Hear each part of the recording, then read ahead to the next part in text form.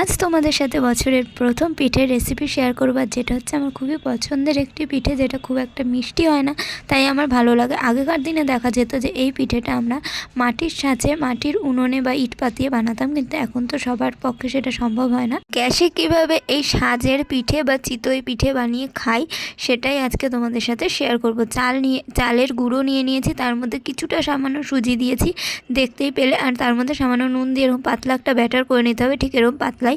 আর এই যে প্যানটা দেখছো, যেটার মধ্যে আমরা পিঠেটা বানাচ্ছি, পিঠের চাটু, তার মধ্যে কিন্তু অল্প করে তেল ব্রাশ করে নিচ্ছি একটা ন্যাকড়ায়, সামান্য তেল লাগিয়ে, একদম বেশি তেল দেওয়া যাবে না, সামান্য তেল লাগাতে হবে।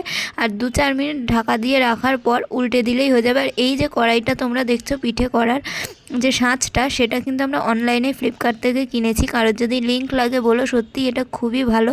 আর দেখতেই পাচ্ছ কত সুন্দর পিঠেটা উঠে গেলো, আর পিঠেটা দেখতেও কত সুন্দর হয়েছে। তোমরাও ট্রাই করে দেখো, আর লিঙ্ক লাগলে জানিও। টাটা।